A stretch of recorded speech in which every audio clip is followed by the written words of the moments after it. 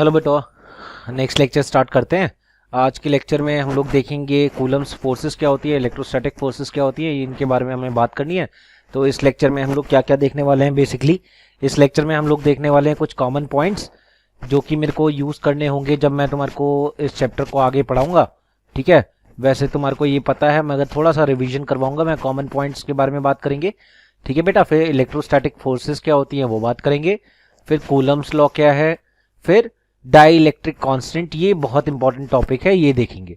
ठीक है, आज की क्लास को थोड़ा सा ध्यान से सुनना भाई, क्योंकि मोस्टली न्यूमेरिकल्स जो होता है, या फिर ऐसे बोलो कि इसका बेस यहाँ से स्टार्ट होने वाला है। न्यूमेरिकल पोर्शन अब हमारा स्टार्ट होने वाला है। कॉमन पॉइंट्स के बारे में बात करते हैं। कॉमन पॉइंट्स बहुत ही ज़्यादा नॉर्मल से हैं भाई, जो कि हम पहले भी 3 लेक्चर्स में पढ़ चुके हैं। पहला पॉइंट क्या है, चार्ज कैन अट्रैक्ट और रिपेल ईच अदर। पता है भाई, पहले भी बता चुका हूँ, ये प्रॉपर्टीज में बात कर चुका हूँ मैं। सीधी सी बात कि लाइक चार्जेस, यानी कि अगर 2 पॉजिटिव चार्जेस हैं तो वो एक दूसरे को रिपेल मारेंगे, और अनलाइक चार्जेस हैं तो वो एक दूसरे को अट्रैक्ट मारेंगे। ये मैं पहले भी बता चुका हूँ तुम्हारे को, ठीक है ना भाई। नेक्स्ट पॉइंट क्या है, ये एक्चुअली मैं रिवाइज इसलिए करवा रहा हूँ क्योंकि इसकी मेरे को आगे की तरफ जरूरत पड़ने वाली है, ठीक है भाई। Repulsion is possible only if both charges are of like polarity. ये बहुत ही बढ़िया पॉइंट है। क्या भाई, रिपल्शन तभी पॉसिबल है अगर दोनों के दोनों चार्जेस लाइक पोलैरिटी के हों। यानी रिपल्शन सिर्फ पॉजिटिव और पॉजिटिव के बीच में हो सकता है, यानी नेगेटिव और नेगेटिव के बीच में हो सकता है। पॉजिटिव और जीरो के बीच में कोई रिपल्शन नहीं होगा। जीरो, ये नया वर्ड आया भाई। न्यूट्रल यार, न्यूट्रल को मैं फिर से जीरो बोल सकता हूं ना भाई, जितना पॉजिटिव उतना ही नेगेटिव, वही वाला सिचुएशन। इनके बीच में कभी भी कोई भी रिपल्शन पॉसिबल नहीं है, ठीक है। देखो उसी के आगे भी लिख रखा है, but attraction is possible even when one body is charge and another is अनचार्ज। यानी कि एक न्यूट्रल बॉडी होगी तो उसे चार्ज बॉडी अपने आप अट्रैक्ट कर लेती है, ठीक है। देखो नेक्स्ट पॉइंट में क्या बोला है, a charged body can attract on uncharged body by inducing charge of opposite polarity on near surface of uncharged body। क्या मतलब भाई, ये बोल रहा है एक चार्ज बॉडी है पॉजिटिव पॉजिटिव वाली, ये चार्ज बॉडी एक अनचार्ज बॉडी को अट्रैक्ट कर सकती है। कैसे, इसमें पॉजिटिव नेगेटिव दोनों हैं, तो ये क्या करती है, इसके पास वाली बॉडी पे इंडक्शन, याद है भाई लास्ट लेक्चर में ही करा था, पास वाले पे नेगेटिव को इंड्यूस कर लेती है इंडक्शन, और ये इनके बीच में अट्रैक्शन हो जाता है। डन है क्या भाई, इसको थोड़ा सा ध्यान रखना, ठीक है भाई। ये बहुत इंपॉर्टेंट है भाई, बहुत ही ज्यादा इंपॉर्टेंट हो जाता है न्यूमेरिकल पॉइंट्स ऑफ व्यू से, कि भैया हमारे को पता होना चाहिए कि सेम चार्जेस होंगे तभी रिपेल होगा।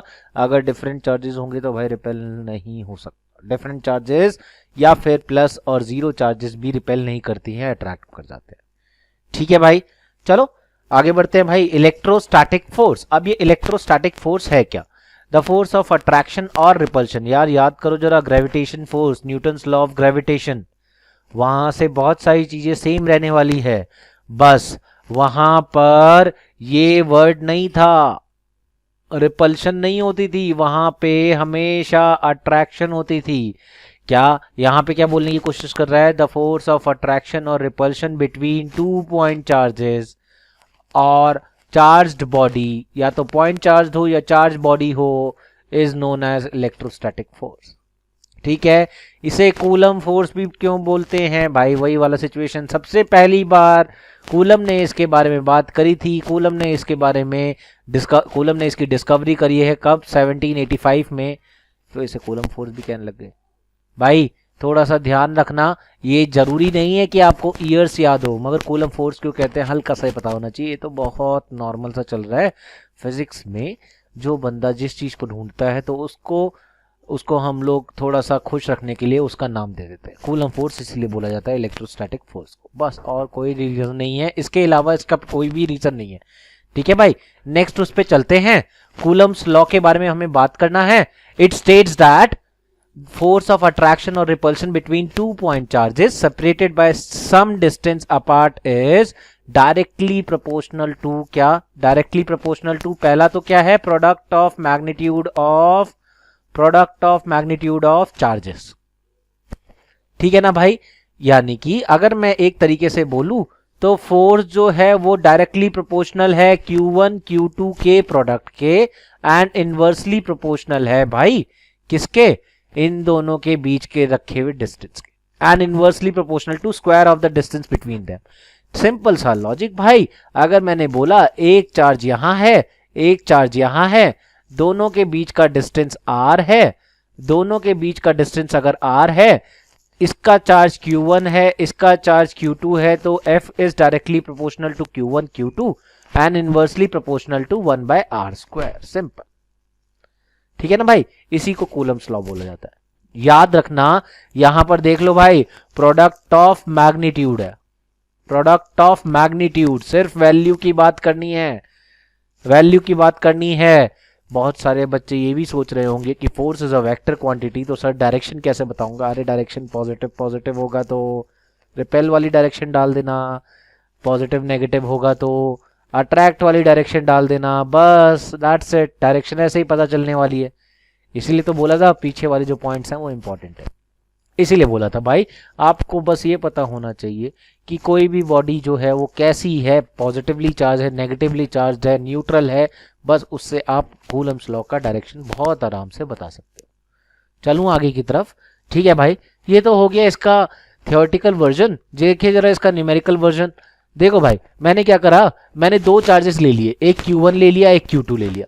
Q1 ले लिया यहाँ पर, Q2 ले लिया यहाँ पर, दोनों के बीच का डिस्टेंस मैंने दिखा दिया आपको r से, ठीक है ना भाई। अब इसके बाद क्या, इसके बाद ये क्या करने की कोशिश कर रहा है, मैंने बोला भाई F12, याद है, force 1-2, F12 is force on first due to second. काम आएगी ये। F12 कौन सी है, F21 कौन सी है, घबराओ मत, अभी के लिए देख लेंगे बस। F21 भाई इक्वल अपोजिट होगी ना, इक्वल अपोजिट होगी ना। F21 is force on second due to first. भाई अभी मेरे को इसकी जरूरत नहीं है, इसलिए मैंने ना इसको ना अपने आप लिखा है। कूलम्स लॉ डिफाइन करते टाइम मेरे को बस इसको F लिखना होता है। Vector form of Coulomb's law next class में जो मैं लूंगा वहां पर इसको आपको F12 F21 की जरूरत होगी, बट आपको थोड़ा सा आइडिया रहे इसीलिए मैंने यहीं से बताना चालू कर दिया है। देखो यार 11th क्लास में मैं इसीलिए वेक्टर चैप्टर पे थोड़ा ध्यान देता हूँ, इसीलिए उसको थोड़ा सा बार बार बोलता हूँ कि बेटा पढ़ते रहना, ये चैप्टर बहुत इंपॉर्टेंट है, ये वाला और चैप्टर 4। उसके बाद बहुत सारे चैप्टर्स में 12th में वेक्टर का मैं बहुत यूज करने वाला हूँ, इसीलिए मैं आपको बार बार बोल, ठीक है ना भाई। चलो नेक्स्ट देखें। अब मैंने क्या करा, मैंने बोला कि if two stationary and point charge Q1 and Q2 are kept at a distance r, then it is found that force of repulsion will be, ठीक है भाई। जो चीजें मैं पूरी की पूरी स्लाइड्स में लिखी हुई है ऑलरेडी, वो आपके पास नोटेड होनी चाहिए आपके कॉपी पेन में और कॉपीज में। जो मैं खुद लिखता हूं that is for your knowledge, that is for your knowledge, ठीक है ना भाई। चलो नेक्स्ट मैंने क्या करा, मैंने इसको सॉल्व करा तो क्या, F is directly proportional to Q1 Q2, F is inversely proportional to R square, दोनों को कंप्लीट करा, जोड़ दिया तो F is proportional to Q1 Q2 by R square। यहां से इक्वालिटी मिला है, प्रोपोर्शनैलिटी कांस्टेंट लगाया तो वो आ गया K times of Q1 Q2 by R square। अब ये K क्या है, इलेक्ट्रोस्टैटिक कांस्टेंट। डोंट वरी, ये सब चीजें मैं दूंगा, सारी चीजें लिखी हुई है अपने पास, अभी कोई परेशानी मत लो कि मैं बोले जा रहा हूं आप उसको नोट डाउन मार रहे हैं, सब है अपने पास भाई, कोई प्रॉब्लम नहीं है, नोट्स में भी है सारी चीजें। यहां पर K की वैल्यू क्या है, 1/4 पाई अपसाइलन नॉट। अपसाइलन इसको बोलते हैं, ये वाला जो पॉइंट है ना भाई, ये ई जैसा अपसाइलन ऐसा बनता है, अपसाइलन नॉट, ठीक है ना। 1/4 pi epsilon naught is equal to कितना वैल्यू है इसकी, पूरे की वैल्यू है भाई, ये इस पूरे की वैल्यू है 9 × 10⁹ यूनिट। तो आराम से देख सकते हैं ना भाई, K को एक तरफ रखो बाकी सबको उधर ले जाओ, K को एक तरफ रखकर बाकी सबको उधर ले जाओगे तो K का वैल्यू क्या आएगा, F R square by Q1 Q2 तो एसआई यूनिट कितनी, newton metre square by coulomb square. सही है ना भाई, सिंपल है, यूनिट तो रटने की जरूरत भी नहीं है। सही है ना, यूनिट तो भाई बिल्कुल भी रटने की जरूरत नहीं है, यूनिट नहीं रटनी है, अपने आप बनाएंगे, अपने आप बनाएंगे भाई। एमएलटी बनाने की कोशिश करूं भाई, देखना, याद करो, बोला था मैंने आपको ये चीजें कि भाई एमएलटीज यूनिट ये रटने की जरूरत नहीं है, इनको हम अपने आप बनाने की कोशिश करते हैं। देखना भाई, क्या है न्यूटन, न्यूटन क्या था, होता था M L T minus two, याद है, force into acceleration, force is mass into acceleration, mass का एम, एक्सेलरेशन का एल टी माइनस टू। ठीक है, मीटर स्क्वायर का एल स्क्वायर, कूलम का, बताओ भाई, चार्ज का याद करो जरा, चार्ज का याद करिए, क्या होता था चार्ज, मैंने बताया था भाई कैसे निकालते थे चार्ज को, current is equal to charge by time, so charge is equal to current into time, current होता था एक फंडामेंटल, सो ए टी आता था, याद आया, याद आया, तो ए टी स्क्वायर स्क्वायर है ना, आर स्क्वायर है ना भाई नीचे, सॉरी क्यू स्क्वायर है ना, दो है ना भाई, तो ए स्क्वायर टी स्क्वायर, कितना आ रहा है, कितना आ रहा है भाई, एम एल थ्री है ना, A minus two T minus four, काट मत देना, काट मत देना भाई, माइनस टू है ऊपर, ठीक है, M L three A minus two T minus four. सही है ना भाई, ये इसका एमएलटी आता है, हमारे को थोड़ा सा आइडिया होना चाहिए इसका। ठीक है, वैसे नेक्स्ट शीट पे मैंने इसको दे भी रखा है, देखो बता रखा है भाई मैंने क्या, कि इलेक्ट्रोस्टैटिक फोर्स कांस्टेंट इज के की वैल्यू 9 इंटू 10 की power 9 newton metre square coulomb minus 2। MLT अभी निकाल के भी दिखाया था, यहां पे मैंने दे भी दिया है क्या, M1L3T माइनस 4 A माइनस 2। ठीक है, याद करो के मैंने बोला था क्या होता था, 1/4 pi epsilon not, epsilon not को अगर मेरे को यहां से निकालना है, अपसाइलन नॉट को मेरे को यहां से निकालना है, तो 1/4 पाई के कर दूंगा, है ना, 4 की वैल्यू तो 4 ही है, पाई को 3.14 पुट करो, के को पुट कर दो 9 इंटू 10 की पावर 9, सब चीजों को पुट कर दोगे तो अपसाइलन नॉट की वैल्यू आ जाती है ये वाली 8.85 इंटू 10 की power -12 coulomb square metre -2 newton -1। भाई ये याद रखना वैल्यू, अपसाइलन की वैल्यू पता होनी चाहिए, न्यूमेरिकल आ जाता है। अपसाइलन का नाम electric permittivity of vacuum, not है ना, नॉट है ना भाई, नॉट में आता है फॉर वैक्यूम। ये क्या है वैसे, अपसाइलन होता क्या है, एब्सोल्यूट इलेक्ट्रिक परमिटिविटी। नॉट किसके लिए लगा हुआ है, वैक्यूम के लिए या फिर एयर के लिए। ठीक है, यानी कि सिर्फ अगर एप्सिलॉन होगा तो क्या होगा, इलेक्ट्रिक परमिटिविटी। सही है भाई, सिर्फ और सिर्फ एप्सिलॉन होगा तो वो क्या होता है, इलेक्ट्रिक परमिटिविटी। ठीक है भाई, देखो के से बिल्कुल उल्टी होनी चाहिए ना इसकी एसआई यूनिट। देखो यहां पे भी देखो, यहां पे भी देखो, न्यूटन मीटर स्क्वायर कूलम -2, यहां पे क्या था, कूलम स्क्वायर मीटर -2 न्यूटन -1, उल्टी हो जाएगी ना।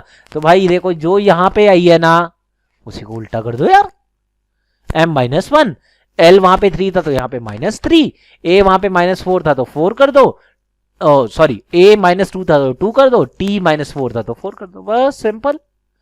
ठीक है भाई, चलो अगला पॉइंट बोल्ड में लिखा हुआ है क्या, इट्स वैल्यू, किसकी वैल्यू, इसके बारे में बात कर रहा है भाई। अपसाइलन की value depends on the medium, मैंने बोला ना यार, वैक्यूम के लिए नॉट लगाओ, किसी और मीडियम के लिए कोई और वैल्यू होगी, it depends on the medium. ये एक बहुत बड़ा डिफरेंस है न्यूटन्स लॉ ऑफ ग्रेविटेशन का और कूलम्स लॉ का। वहां पर G does not depends on the medium, intervening medium पे डिपेंड नहीं करता था, यहां पे इंटरवीइंग मीडियम पे डिपेंड करता है भाई, बार बार बोल रहा हूं, ध्यान रखो, इलेक्ट्रोस्टैटिक फोर्स मीडियम पे डिपेंड करता है। ठीक है, बहुत बार 1 मार्कर्स और 2 मार्कर्स में पूछा गया है कि अगर मैं बीच का मीडियम चेंज करूं तो क्या होता है, याद रखना 99.9% केसेस में कमी होगा। आप लोग सीधा सीधा याद रखो कि कम होती है हमेशा फोर्स, हमेशा कम होती है फोर्स। ठीक है भाई, आगे बताऊंगा भी, चलो आओ डाई इलेक्ट्रिक कांस्टेंट के बारे में बात करते हैं, रिलेटिव परमिटिविटी।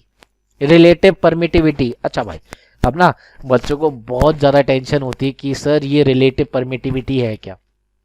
भाई रिलेटिव डेंसिटी याद है क्या, किसी भी बॉडी का density with respect to density of water. याद करो, आप ही लोगों में से कुछ बच्चों ने मेरे से 11th में ये भी पूछा होगा सर वाटर ही क्यों लिया था, वाटर सबसे ज्यादा स्टेबल है और आराम से मिल जाता है इसलिए लेते हैं। डन है ना। तो relative permittivity is what, relative permittivity is the permittivity of the medium with respect to vacuum. बस that's it, permittivity of the medium with respect to vacuum, बस दैट्स इट। किसी भी मीडियम का हो, आपको वैक्यूम का पता है, आपको उसका निकालना है, आ जाएगा, सिंपल सी बात। देखो क्या बोलने की कोशिश करिए, आगे देखते हैं क्या बोला है भाई। देखना, permittivity is the property of medium which determines the electric forces between two charges situated at the medium। Done है ना भाई। परमिटिविटी किसी भी मीडियम की वो प्रॉपर्टी है जो electric force between the two charges के बारे में बताएगी उस मीडियम। डन है ना। जैसे कि एग्जांपल दिया, देखो एग्जांपल बहुत प्यारा सा एग्जांपल दिया मैंने, क्या, the force between the two charges located at some distance apart in water is 1/80th time force between them when they are separated by the same distance in air। यानी कि अगर कोई सिस्टम ऑफ चार्ज वाटर में पड़ा है तो FH2O should be equals to F vacuum by 80, 1/80th time. मैंने बोला था ना भाई कम होती है, बिल्कुल कम होती है। वैक्यूम में अगर किसी दो चार्जेस का फोर्स 80 न्यूटन है तो वाटर में उसी सिस्टम को अगर मैं ले जाऊंगा, देखो सिस्टम बोल रहा हूं, कुछ भी चेंज नहीं करना, चार्ज नहीं चेंज करना है, दोनों के बीच का डिस्टेंस नहीं चेंज करना है, पूरा सिस्टम अगर मैं पानी में ले जाऊं तो मेरा फोर्स जो है 1 न्यूटन हो जाएगा। डन है ना भाई। एक एग्जांपल देकर बताया है। ऐसा क्यों होता है, ऐसा इसलिए होता है भाई क्योंकि absolute permittivity of the water is 80 times greater than absolute permittivity of air. Done है। बहुत सारे बच्चे अभी भी कंफ्यूज हो रहे होंगे कि सर ग्रेटर देन है तो कम कैसे हो रही है फोर्स। अरे भाई क्या हो गया, मैथ्स याद करो। एफ का फॉर्मूला आ रहा है 1/4 pi epsilon naught Q1 Q2 by R square inversely proportional. तो एप्सिलॉन बढ़ेगा तो फोर्स तो कम होनी ही होनी है। डन है ना भाई। ये था सिंपल सा रीजन। चलो इसका मैथमेटिकल करके दिखाता हूं मैं। क्या मैंने बोला, देखो बाय कूलम्स लॉ में क्या बोल सकता हूं, force between the 2 point charges Q1 and Q2 मैंने लिया, प्लेस्ड इन वैक्यूम में अगर मैं रखता हूं किसी पर्टिकुलर डिस्टेंस पे, तो उनका फोर्स क्या होगा, F 1/4 pi epsilon naught Q1 by Q2 by R square. सही है ना भाई।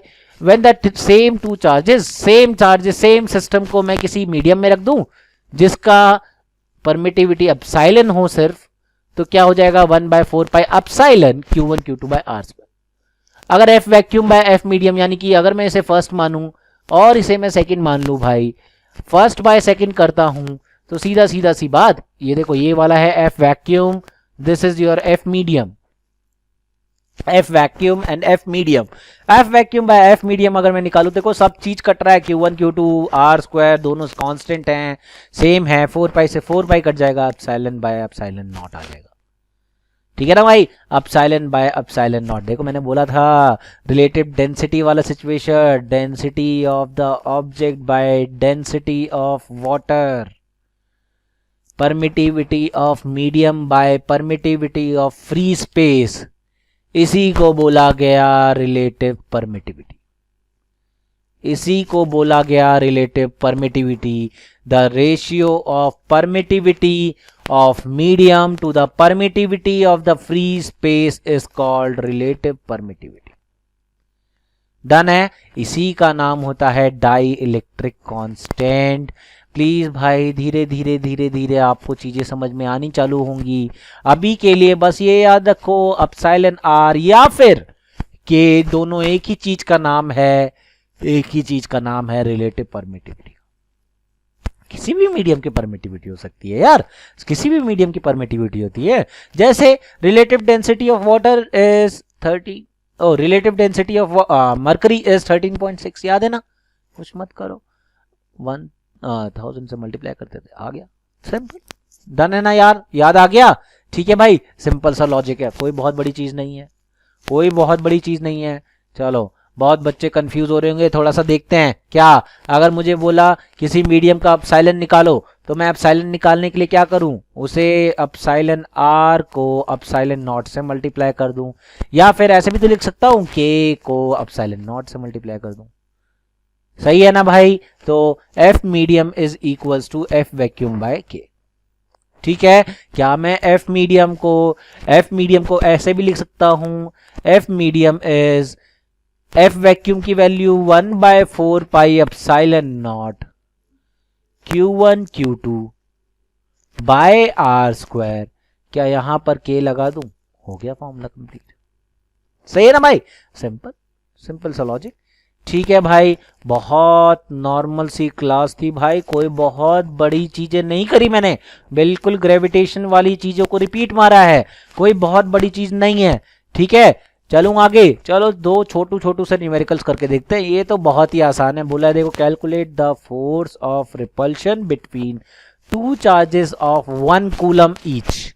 दो चार्जेस दिए इस भाई साहब ने, एक यहां पर पड़ा है, एक यहां पर पड़ा है, 1 कूलम का ये है, 1 कूलम का ये है। बोला कि इन दोनों के बीच का फोर्स ऑफ रिपल्शन निकालो, फोर्स ऑफ रिपल्शन निकालो। ठीक है भाई, फोर्स ऑफ रिपल्शन निकालने के लिए F इज टू के Q1 Q2 by R square होना चाहिए। के की वैल्यू 9 × 10 की पावर 9 पुट करी, Q1 Q2 1 पुट करा, 1 स्क्वायर से इसका पुट करा मीटर में। SI सिस्टम याद है ना भाई, SI सिस्टम में पुट करूंगा सारा का सारा, मीटर में करना है सब कुछ, तो फोर्स मेरा आ गया 9 न्यूटन, 9 × 10 की पावर 9 न्यूटन। देख रहे हो भाई, अच्छा खासा फोर्स है भाई। चार्ज भी तो आपने अच्छा खासा लिया है, चार्ज भी तो आपने अच्छा खासा लिया है। क्वेश्चन याद करो यार, 1 कूलम में कितने सारे इलेक्ट्रॉन थे, कितने सारे इलेक्ट्रॉन थे भाई, तो ऑब्वियसली बहुत बड़े चार्ज का बहुत बड़ा सब्यूट है। प्रैक्टिकली जब आपको क्वेश्चन देखने को मिलेंगे तो आप माइक्रो चार्जेस में बात करोगे, आप प्रैक्टिकली माइक्रो चार्जेस में बात करोगे, डोंट वरी, देखेंगे न्यूमेरिकल्स। ठीक है ना भाई, चलो नेक्स्ट एक जरा न्यूमेरिकल देखने की कोशिश करते हैं भाई। ये क्वेश्चन अच्छा है, थोड़ा सा अच्छा है, ज्यादा भी मुश्किल नहीं है। ठीक है भाई, क्या है देखो, बोला एक बॉल है, फ्री बॉल, जरा पढ़ो इसको अपने आप। ये वाली वैल्यू जो है ना, ये दे रखी है 10 की पावर -8 है, ये 10 की पावर -8 कूलम है। पढ़ो इसको जरा, बहुत मुश्किल नहीं है, सॉल्व करने की कोशिश करो। 11th क्लास का कॉन्सेप्ट इक्विलिब्रियम। बोला है भाई हिले ना, स्टेशनरी रहे, स्टेशनरी रहने पे चीजें इक्विलिब्रियम में ही होती थी, और तो कुछ हो ही नहीं सकता।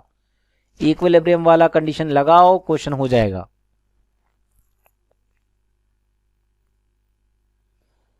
देखो भाई, देखो जल्दी देखो,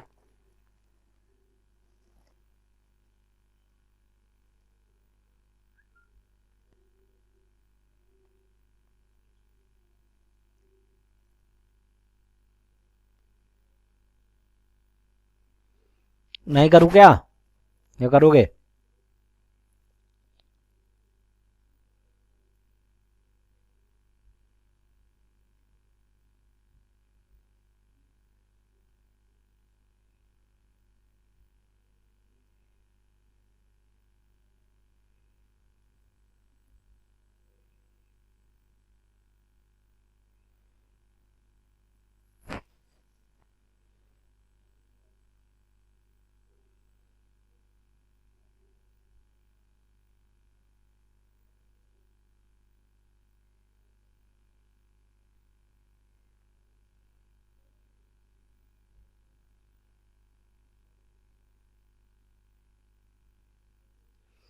देखो भाई, मैं ही करता हूं, देखना क्या कर रहा है। इसने क्या बोला भाई, दो पिट बॉल है, लेट से मैंने क्या करा, मैंने इसको ए मान लिया, इसे बी मान लिया, दो पिट बॉल ले ली। ये वाली देखो फिक्स्ड है, लिखा भी हुआ है, ठीक है ना, उस क्वेश्चन में भी लिखा हुआ है भाई। कहां पर देखो, what must be the nature and magnitude of the charge that should be given to the second pith ball fixed 5 centimetre below, नीचे की तरफ। the former ball so that below the former ball so that the upper ball is in stationary position. Stationary है तो mg equal हो जाना चाहिए electrostatic force के, नीचे लग रहा फोर्स जो है वो ऊपर लग रहे फोर्स के बराबर होना चाहिए, तभी ये बॉल जो है स्टेशनरी कंडीशन में रह सकती है। ठीक है ना भाई। मैंने क्या करा, मैंने भाई पहले गिवन लिखा, मास कितना है 8 ग्राम, ऐसे सिस्टम में कन्वर्ट करो 8 × 10 की पावर -3 kg हो गया। पहले वाले का चार्ज कितना है 5 × 10 की पावर 8 -8 कूलम, दो उसका डिस्टेंस कितना है 5 सेंटीमीटर या फिर 0.05 मीटर। देखो भाई मैं पहले भी बोल चुका हूँ, गिवन को पहले ही एसआई में कन्वर्ट कर लिया करो ताकि आपसे गलती होने के चांसेस ही ना रहे। भाई बहुत सारे बच्चों के पेपर मैंने जब देखे हैं वो क्या करते हैं, वो एसआई में कन्वर्ट नहीं करते हैं और आता जाता क्वेश्चन गलत हो जाता है भाई। ठीक, पूरा 3 मार्क्स से क्वेश्चन में हाफ मार्क्स लेकर आते हैं। क्यों करना है, क्यों करना है भाई, आप एसआई यूनिट्स में ही कन्वर्ट करके चलिए, गिवन के टाइम ही ज़्यादा सही है। ठीक है, देखो मैंने यहाँ पे भी लिख दिया, for equilibrium the force weight acting downward should be equals to the electrostatic force upward. ठीक है ना भाई, बिटवीन द टू पेपर। सही बात है भाई। देखो मैंने दोनों फोर्सेस लिखा, एक फोर्स mg एक फोर्स ये, दोनों को इक्वेट कर दिया भाई, इक्वेट करा, दोनों की वैल्यू डाली, वैल्यू डाल के Q की वैल्यू आ गई। ठीक है ना भाई, क्योंकि वो पॉजिटिव था तो इसे भी पॉजिटिव होना चाहिए, तभी ऊपर की तरफ फोर्स लगेगा। अगर बाई चांस आप इसे नेगेटिव दे दोगे तो क्या होगा, नीचे की तरफ और ये धड़ाम से गिर जाएगा। ठीक है ना भाई, बोला है भाई what must be the nature and magnitude, इसीलिए मैंने यहाँ पे सॉल्यूशन में पॉजिटिव भी डाला है। ठीक है ना भाई, ऐसा ही यूनिट दी है, पॉजिटिव डाला है, बहुत इंपॉर्टेंट होते हैं ये पॉइंट।